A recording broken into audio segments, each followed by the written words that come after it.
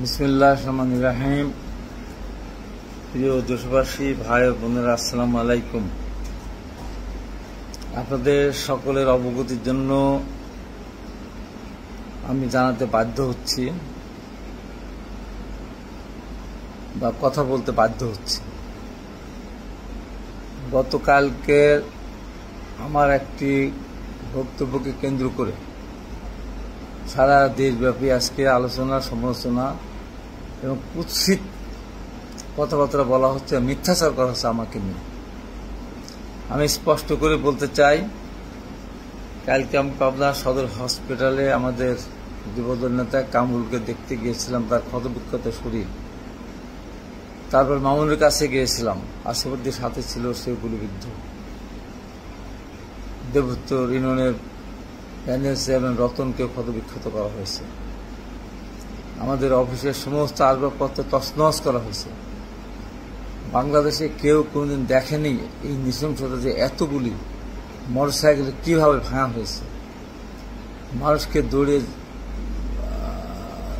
পিছনে পিছনে দৌড়াতে দৌড়াতে গিয়ে একজনকে কামড়ে কিভাবে মাটিতে কোপানো হলো। উপেছে স্বয়ং আটঘরিয়া উপজেলার আমি নিজে, টুপি মাথায় দিয়ে, আপনারা দেখেছেন। মিথ্যাচার করা হচ্ছে এবং মাইকে মসজিদের ইমাম সাহেব নিজে ঘোষণা করেছে যে মসজিদ বিএনপি আক্রমণ করেছে, তারা গুলি করেছে, তারা বোম ফাটিয়েছে। একবার টোটালি একটা মিথ্যা কথা। সেখানে বিএনপির কোনো নেতাকর্মী বোম ফুটাতেও যায় নাই, গুলিও করতে যায়নি। মিথ্যা একটা রটা রটিয়ে নারায়ে তাকবীর আল্লাহু আকবার বলে ইসলামের শত্রুরা, এই ভণ্ডরা বিএনপির অফিসের সামনে এসে এতগুলি গাড়ি করে ভাঙচুর করেছে, আমাদের নেতাকর্মীকে ক্ষতবিক্ষত করেছে।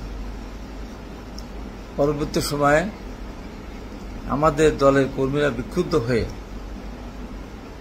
তাদের পার্টি অফিসের সামনে গিয়েছিল, ঢিল নিক্ষেপ করেছে, যেহেতু আমরা মিথ্যা বিয়ের সাথে করি না, স্বীকার করছি। কিন্তু আমাদের দলের নেতা কর্মীরা ওই অফিসে প্রবেশ করেনি। আমি চ্যালেঞ্জ দিয়ে বলছি, সেখানে পলাশপুর গেট অক্ষত, অফিস রুম অক্ষত, কারণ ভিতরেই তো আমাদের লোকজন ঢোকেনি। ভিতরে যদি লোকজন না ঢোকে তাহলে সেখানে কিভাবে কোরআন পড়ানো হলো? এই যে মিথ্যাচার। এবং ওখানে অ্যাম্বুলেন্স গিয়ে আগুন নিভিয়েছে, তারাও বলেছে এখানে কোরআন শরীফ পড়েনি।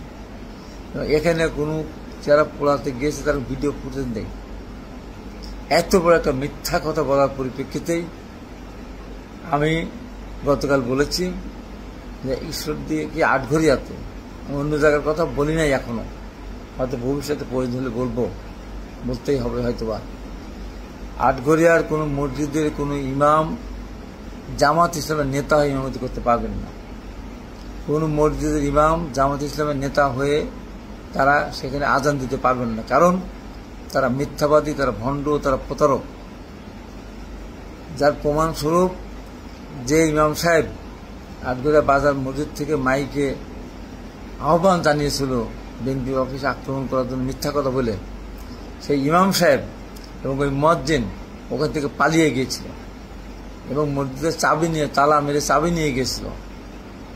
ওই মসজিদে যারা এশার নামাজ পড়েন তারা এশার নামাজ সম্ভবত পড়তে পারেননি, ফজর নামাজও পড়তে পারেননি। তারা মসজিদ তালা দেওয়া ছিল, তালা চাবি তারা ফিরে দিয়ে যায়নি। এমনকি জুম্মার নামাজ মসজিদে পড়তে পারে না, বাইরে পড়েছে। এর চেয়ে এত বড় অপকর্ম, এত বড় ঘটনা বাংলাদেশে কোনোদিনও ঘটেনি। মসজিদের চাবি নিয়ে যাওয়ার কারণে জুম্মার নামাজ পড়তে পারেনি। ওরা কতখানি ভণ্ড যে চাবিটা তো পাঠিয়ে দিতে পারত। অপকর্ম করে মিথ্যা কথা বলে পালিয়েছে ঠিক, কিন্তু চাবিটা তো পাঠাতে পারতো, চাবিটা পাঠায়নি। তাই আমি বলেছি যে আটঘরিয়াতে কোনো মসজিদের ইমামতি জামাত ইসলাম কোনো নেতা করতে পারবেন না, কোনো মুয়াজ্জিন জামাত ইসলামকে আজান দিতে পারবেন না। আমি আটঘরিয়ার প্রতিটি মসজিদের প্রতি, মুসল্লিদের প্রতি আমি আহ্বান এই কারণে, কারণ মিথ্যাবাদী ভণ্ড প্রতারকের পিছনে নামাজ হয় না। তারা তাদের আমির, জেলার আমির বিএনপির মতো সংগঠনকে সন্ত্রাসী সংগঠন বলে আখ্যায়িত করেছে এবং বিএনপির বিরুদ্ধে কোরআন পড়ানো মিথ্যা অভিযোগ নিয়ে এসেছে। তারা বোমা ফাটিয়েছে, তারা গুলি করেছে, গুলির সেই চিহ্ন আসামিদের হাতে আছে, অপারেশন করে তার গুলি বের করা হয়েছে সরকারগুলো। এত বড় মিথ্যাবাদী এইরকম মিথ্যাবাদী দল বাংলাদেশে আর একটু আছে বলে আমার মধ্যে জানা নেই। এই দলটি 1971 সালে সরাসরি স্বাধীনতা যুদ্ধে বিরোধিতা করেছিল। 30 লক্ষ মানুষকে হত্যার পেছনে তাদের হাত ছিল। পাকিস্তানি সেনাবাহিনীকে সাহায্য করেছে। 2 লক্ষ মা বোনদের সম্মান হানির সাথে তারা জড়িত। তারা পাক হানাদার বাহিনীর সাথে রাজাকার হয়ে শান্তি কমিটির সদস্য হয়ে তারা আমাদের মা বোনদেরকে পাকিস্তানের হাতে তুলে দিয়েছে। শাশ্বত সত্য, অস্বীকার করার উপায় নেই।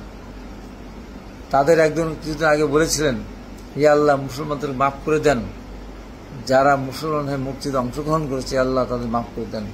কত বড় স্পর্ধা এবং কত বড় খারাপ কথা বলেন আপনি। স্বাধীনতা যুদ্ধে যারা আমরা গিয়েছিলাম বা যারা মুক্তি যারা গিয়েছিল, আল্লাহ তাদের মাফ করে দিয়ে মুক্তিতে অংশগ্রহণ করার কারণে কত বড় জালিয়াতি কথা। এবং সর্বশেষ গত কয়েকদিন পূর্বে তাদের দলের আমির ডাক্তার শফিক সাহেব উনি পরিষ্কার করে বলেছেন, আমরা মুক্তিযুদ্ধে অংশগ্রহণ করিনি, আমরা এক পাকিস্তান রাখতে চেয়েছিলাম। এটা এমন কোনো ব্যাপার না। বলেন, নিজের দোষ নিজে স্বীকার করে নিল, মুক্তিযুদ্ধে অংশগ্রহণ করেইনি, এক পাকিস্তান রাখতে চেয়েছিল, আর এক পাকিস্তান রাখতে গিয়ে পাকিস্তান সেনাবাহিনীর দোষর হতে হয়েছিল। মানে এটা কোনো ব্যাপারই না। চিন্তা করেন, এদের কাছে ধর্ম নিরাপদ না, দেশ নিরাপদ না, এদেশে মানুষ নিরাপদ না। এরা রক কাটে, এরা মানুষকে হত্যা করে। একটা লোক দেখাতে পারবেন ওদের? ওরা এই বাংলাদেশের 53 বছর বয়সে দেখান ওরা কোন মানুষটার উপকার করেছে ও দলের লোকের বাদ দিয়ে? দেখাতে পারবেন? দেখাতে পারবেন না। এই দেশে কোন অবদান তাদের আছে? তারা কি মুক্তিযুদ্ধের কথা বলতে পারবেন? মুক্তি অংশগ্রহণ করেছে? না, বলতে পারবেন না। এই দেশের উন্নয়ন, অবকাঠামো থেকে শুরু করে যত উন্নয়ন হয়েছে সমস্ত কিছু চিহ্ন রয়ে গেছে প্রত্যেকের শহীদ রাষ্ট্র জিয়া রহমান। স্বাধীনতা পদক, 21শে পদক প্রবর্তন, ইরিগেশন সিস্টেম চালু করা, উন্নত সেচ ব্যবস্থার মধ্যে দিয়ে আধুনিক পদ্ধতিতে কৃষি আবাদ করে ফলন বাড়ানো, খাদ্য খাতের দেশকে খাদ্যে স্বয়ংসম্পূর্ণতা অর্জন করানো না, শুধু বিদেশে চাউল রপ্তানির ব্যবস্থা করেছে জিয়া রহমান। বিদেশে মানুষ পাঠানোর ব্যবস্থা করে আজকে আমাদের 2-3 কোটি মানুষ, 1 কোটির উপর মানুষ বিদেশে অবস্থান করছেন এবং তারা সেখান থেকে টাকা পাচ্ছেন, এভিডেন্স পাঠাচ্ছেন, যেটা নিয়ে আমরা বেঁচে আছি। গার্মেন্টস সেক্টর প্রচলনের মাধ্যমে বা গার্মেন্টস বিদেশে পাঠানোর মধ্য দিয়ে, দেশ গার্মেন্টস সৃষ্টি করার মধ্য দিয়ে যে অগ্রযাত্রা শুরু হয়েছিল, আজকে 2-3 কোটি মানুষ এর সাথে জড়িত। মুক্তিযুদ্ধ মন্ত্রণালয় সৃষ্টি করেছেন দেশনেত্রী বেগম খালেদা জিয়া, আর বৈদেশিক কর্মসংস্থান মন্ত্রণালয় সৃষ্টি করেছেন বেগম খালেদা জিয়া। বিনা বেতনে লেখাপড়ার ব্যবস্থা করেছেন বেগম খালেদা, মেয়েদের উপবৃত্তি দেওয়ার ব্যবস্থা করেছেন বেগম খালেদা জিয়া। স্কুলে গেলে তারা গম পাবে 30 কেজি করে। এই যে শিক্ষার উন্নয়ন খাদ্য কর্মসূচি চালু করেছেন বেগম খালেদা জিয়া। 5,000 টাকা কিছু সুদ মাফ করেছেন বেগম খালেদা জিয়া। ইস্তারে না থাকা সত্ত্বেও, নির্বাচন ইস্তারে না থাকা সত্ত্বেও 10,000 টাকা কিন্তু সুদ মাফ করেছেন বেগম খালেদা জিয়া। এই দেশের অবকাঠামো থেকে শুরু করে যত উন্নয়ন, প্রত্যেকটা ক্ষেত্রে শহীদ রাষ্ট্র জিয়া রহমান এবং দেশনেত্রী বেগম খালেদা জিয়ার ছোঁয়া, হাতের ছোঁয়া আছে। আর গণতান্ত্রিক বিধি ব্যবস্থা ফিরিয়ে আনার জন্য দেশনেত্রী বেগম খালেদা যেমন আপসহীন ছিলেন, তেমনি হবে আমাদের নেতা দলের ভারপ্রাপ্ত চেয়ারম্যান জনাব তারেক রহমান। দীর্ঘদিন বিগত ফ্যাসিস্ট সরকারের, সেই ওয়ানলিবার সরকারের দ্বারা নির্যাতিত হয়ে সেই বিদেশে গিয়েছেন চিকিৎসা নিতে, এখন দেশে ফিরে আসতে পারেনি। একটার পর একটা মামলাকে সাজা দেওয়া, সে বিদেশ থেকে দেশে আসতে পারেনি। সেই তারেক রহমান আগামী দিনে বাংলাদেশের রাষ্ট্র মেরামত করার জন্য 31 দফা প্রণয়ন করেছেন।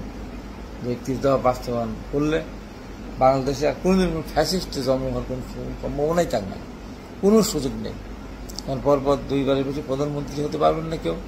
প্রধানমন্ত্রীর সাথে রাষ্ট্রপতির ক্ষমতার ভারসাম্য, এবং 5 বছর পর পর নিরপেক্ষ তত্ত্বাবধায়ক সরকার নির্বাচন হবে সংসদ ভেঙে দিয়ে। তাই এখানে জনগণের পক্ষে কাজ না করলে জনগণ ভোট দিবে না। সেই কারণে প্রত্যেকেই যারই ক্ষমতা থাক না তার জনগণের জন্য তারা কাজ করবে। সুপ্রিম জুডিশিয়াল কাউন্সিল গঠন করার মধ্যে দিয়ে বিচারকদের নিয়োগ এবং অপসারণের ব্যবস্থা সেখানে তাদের হাতে ন্যস্ত থাকার কারণে বিচারকরা স্বাধীনভাবে কাজ করতে পারবেন। দলীয় এজেন্ডা বাস্তবায়ন না করলেও তাদের চাকরি খেতে পারবেন না। এই কারণে জুডিশিয়াল আমাদের অনেকখানি তারা নিজেদের মতো করে স্বাধীনভাবে কাজ করতে পারবেন। তাহলে ফ্যাসিস্টের জন্ম কোনো সুযোগ থাকবে না। এই নয় কৃষকদের উন্নয়নের জন্য, শ্রমিকদের উন্নয়নের জন্য, শিল্প কারখানা প্রতিষ্ঠা করার জন্য দেশের সামগ্রিক উন্নয়নের জন্য একটি দফার প্রতি পরিষ্কার সব লেখা আছে। অতএব এই বাংলাদেশে যা কিছু অবদান যেটুকু আছে সেই অবদানটুকু সহ দেশ খালেদা জিয়া, তারেক রহমান এবং শহীদ জিয়া রহমান, তাদের কি আছে? এই যে ভণ্ড প্রতারক দল, তাদের কি আছে বলেন? তাদের ব্যাংক, তাদের হাসপাতাল আওয়ামী লীগ আমরা দখল করে নিয়েছিল, সবগুলো তারা পুনরায় দখল করে নিয়েছে। একদিনে তারা সময়, 2 দিন সময় তারা দেয়নি। হাজার হাজার কোটি টাকা এখন তারা ব্যাংকে ছিল, সেই টাকাগুলি তারা কি করেছে, কত টাকা ছিল আমরা জানি না। তারা আমাদেরকে লুটেরা বলে, বিএনপিকে লুটেরা বলে, বিএনপিকে দখলদার বলে। তারা কি কাজ করেছে? আজকে এত কথা বলা আমাদের দরকার ছিল না। আমি বলতে পারি এই কারণে, দীর্ঘ 15.5 বছর ওদের পক্ষে কথা বলার একটা লোক ছিল না। এই জামাতের নেতাদের ধরে যখন ফাঁসি দিয়েছে যুদ্ধ অপরাধের দায়ে, এবং বিভিন্ন সময় যখন তাদের উপর অত্যাচার হয়েছে, আমি বাংলাদেশে একমাত্র টেলিফোনে রাত জেগে জেগে তাদের পক্ষে কথা বলেছি। তাদের পক্ষে কথা বলেছি, জীবনকে বাজি রেখে তাদের পক্ষে কথা বলেছি। আর সেই মুনাফিক দল বিএনপি যাদেরকে রক্ষা করেছে, কোলের মধ্যে রেখেছে, পেটের মধ্যে রেখেছে, সন্তান পেটের মধ্যে যেমন নিরাপদ থাকে সেই রকম নিরাপত্তা দিয়ে বিএনপি তাদেরকে রেখেছিল। সেই বিএনপিকে আজকে বলে সন্ত্রাসী দল। তাই বিএনপির একজন কর্মী হিসাবে, শহীদ রাষ্ট্রপতি জিয়া রহমানের আদর্শের একজন সৈনিক হিসাবে আমি এটা কোনোভাবেই মেনে নিতে পারিনি বলেই আমি এই কথাগুলি বলতে বাধ্য হয়েছি। এরপরে যদি বাড়াবাড়ি করে, সারা বাংলাদেশে মানুষকে আহ্বান জানাবো, যারা জামাতের নেতা তাদের বেতন দেবো আমরা, যারা মুয়াজ্জিম জামাতের নেতা তাদের বেতন দেবো আমরা কষ্ট করে। আর তারা মসজিদে বসে বসে ধর্ম বাদ দিয়ে তার রাজনৈতিক দল গঠন করবে, দল শক্তিশালী করবে, আর টাকা দেবো আমরা। এইটা হতে পারে না। টাকা দেবে দেশের জনগণ, এটা হতে পারে না। তাই বলবো, বাড়াবাড়ি বন্ধ করতে হবে, রক্ষাটা বন্ধ করতে হবে। বিভিন্ন উত্তেজনা সৃষ্টি করার চেষ্টা করছেন। পরিষ্কার করে বলে দিই, জীবনে জামাত জন্মের পর যতগুলো সিদ্ধান্ত নিয়েছে, সমস্ত সিদ্ধান্ত ভুল সিদ্ধান্ত নিয়েছে, প্রতিবার তারা পরাজিত হয়েছে। এবার যদি মনে করে থাকে তাদের এই যুদ্ধ অপরাধের দায় সব মানুষ ভুলে গিয়েছে, তাদের অপকর্মের কথা মানুষ ভুলে গিয়েছে, তাদের সবাই ভোট দেবে, এই আশাটা যদি করে থাকেই তারা, তাই সেই আশাটা অমূলক হবে বলে মনে করি। তাই আমার আটঘরিয়াতে যতগুলো আমার মোটরসাইকেলকে ভাঙা হয়েছে, আমার লোকজনকে, বিএনপির লোকজন আহত করা হয়েছে, নিঃস্বার্থ ক্ষমা চাইতে হবে, নিঃস্বার্থ ক্ষমা চাইতে হবে। আর মসজিদের আর অফিসে, পার্টি অফিসে কোরআন শরীফ মিথ্যা করতে নিজেরা পুড়িয়ে বিএনপির উপর দোষ দেওয়া হয়েছে, এই কথা স্বীকার করতে হবে যে তারাই এটা করেছে, তারাই বোমা ফাটিয়েছে, তারাই গুলি করেছে। এইভাবে যদি তারা ক্ষমা চায়, সত্য কথা তারা বলে ক্ষমা চায়, দেশবাসীকে জানায়, তখন অবশ্যই আমি চিন্তা করব, আমরা চিন্তা করব, আমার দল চিন্তা করবে যে আটঘর মাটিতে কীভাবে আপনার শান্তি ফিরে আসবে। অন্যথায় যদি তারা স্বীকার না করে, যেমন স্বাধীনতা যুদ্ধের সময় অপরাধ করেছে, যুদ্ধ অপরাধ করেছে, এখন পর্যন্ত তার দোষ স্বীকার করে না, না স্বীকার করে পারবে যাচ্ছে, আমি আটঘরের মাটিতে সেটা হতে দেব না। অতএব স্বীকার যদি করে, তখন আলাপ আলোচনা বসার সুযোগ থাকতে পারে। এবং আমি প্রশাসনকে বলবো, পরিষ্কার করে বলবো, একটা মামলা যদি তাদের পক্ষ থেকে নেওয়া হয়, আমি আমার জীবনে সব কিছু শক্তি সামর্থ্য দিয়ে যারা মামলাটা এন্ট্রি করবেন বা মামলাটা নেবেন, তাদের বিরুদ্ধে কথা বলতেই থাকবো। কারণ আমি বিগত ফ্যাসিস্ট সরকারকে পরোয়া করিনি। তার প্রধানমন্ত্রী, তার স্বরাষ্ট্রমন্ত্রী, তার আইজিপি, তার আইনমন্ত্রীকে আমি তাদের উপযুক্ত জবাব দিয়েছি, ভয় আমি পাইনি। এখানেও বলতে চাই যে আমাকে কিন্তু ভয়ের কোনো এখানে, এর ভিতরে আমার ভিতরে কিন্তু নেই। মৃত্যু ভয় আমি করি না। মানুষের জীবনে যা কিছু পরিণতি মহান আল্লাহ পাক ঠিক করে রেখেছেন, তার বাইরে কিছুই হবে না। তাই মিথ্যা কথা বলেছে, মিথ্যা স্বীকার করতে হবে। সর্বশেষ একটা চ্যালেঞ্জ দিয়ে বলতে চাই, যদি আমি যে কথা বলিনি, আমি একবারও উচ্চারণ করিনি যে বিএনপি যদি রাষ্ট্রীয় ক্ষমতা যায় তাহলে আমরা মসজিদ বন্ধ করে দেব, এই কথা আমি বলিনি। যদি এই কথা তারা প্রমাণ করতে পারে আমি কোথাও এই কথা বলেছি, তাহলে আমি এই যে দেশ জাতির সামনে প্রকাশ্যে ঘটনা দিচ্ছি, আমাকে ধরে নিয়ে যাক তারা, আমার পরিবার আপত্তি করবে না। আমাকে ধরে নিয়ে গিয়ে তারা জ্যান্ত কবর দিক, জ্যান্ত কবরও যদি তারা দেয়, আমার পরিবার কোনো আপত্তি করবে না, আমি তো আপত্তি করবই না। কিন্তু তাদের দেখাতে হবে। আমি বক্তব্যতে বলেছি যে বিএনপি ক্ষমতায় গেলে মসজিদ বন্ধ করে দেবো। এই প্রমাণ করতে যেতে না পারবেন, আমি যেমন বলছি, চ্যালেঞ্জ দিয়ে বলছি যে আমাকে জীবন্ত কবর দেন, আপনারা কোন শাস্তি নেবেন বলেন, এর এগেনস্টে কোন শাস্তি আপনি নেবেন? কোরআন শরীফ আমরা পুরাইনি, আবার মিথ্যা কথা বলেছেন। যদি প্রমাণ করতে পারেন, আমার ফুটেজ আছে, আমাদের ফুটেজ আছে, সেখানে আমরা পোড়াতে গিয়েছি, দেখাতে যদি পারেন দায় আমি নেব। আপনারা দেখাতে পারেন এই আটঘরিয়ার মাটিতে আমাদের একটা লোকের হাতে, একটা কর্মীর হাতে একটা লাঠি যদি দেখাতে পারেন, একটা ছোরা যদি দেখাতে পারেন, একটা বন্দুক যদি দেখাতে পারেন, বা একটা লোককে আঘাত করছে এমনও যদি দৃশ্য দেখাতে পারেন, অথবা আপনাদের একটা লোক আহত হাসপাতালে গেছে এটাও যদি দেখাতে পারেন, তাহলে সব দায়িত্ব আমি নেব, সব দায় আমি নেব। কিন্তু আপনি দেখাতে পারবেন, কোনো ফুটেজ আপনি দেখাতে পারবেন না।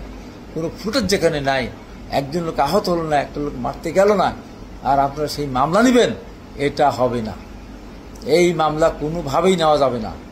মিথ্যা মামলার সাজা আমরা ভোগ করেছি, আমি ভোগ করেছি মিথ্যা মামলার সাজা।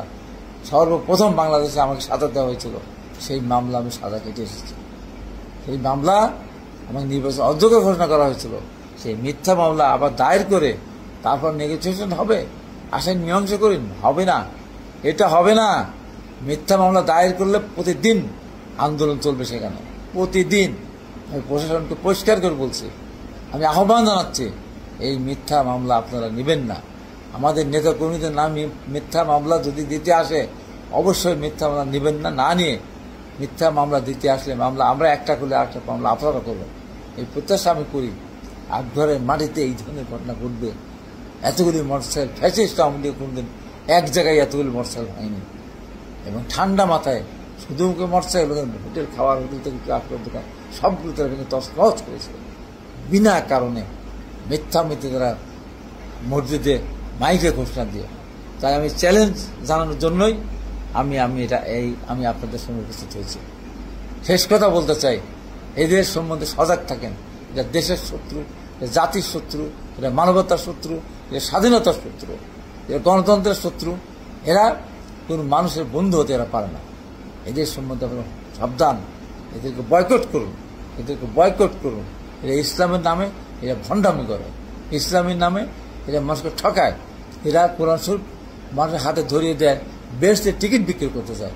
বেহেশতের টিকিট কিন্তু বাকিতে হয়, এরা বাকিতে টিকিট বিক্রি করতে, বেহেশতের টিকিট বিক্রি করতে। এই যে মুনাফিক, মসজিদে বসে তারা রাজনীতি করে, এই রাজনীতি বন্ধ করে দিতে হবে। কোনো মসজিদে এই রাজনীতি চলবে না, মসজিদে বসে রাজনীতি চলবে না। মসজিদে সবার নামাজ পড়তে যাবে সেখানে।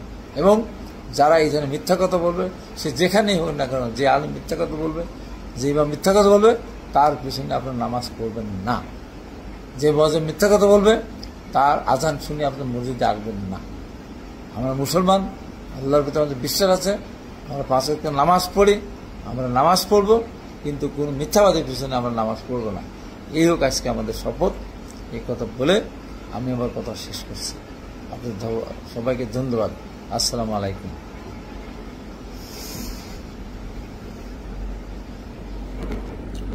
পবন।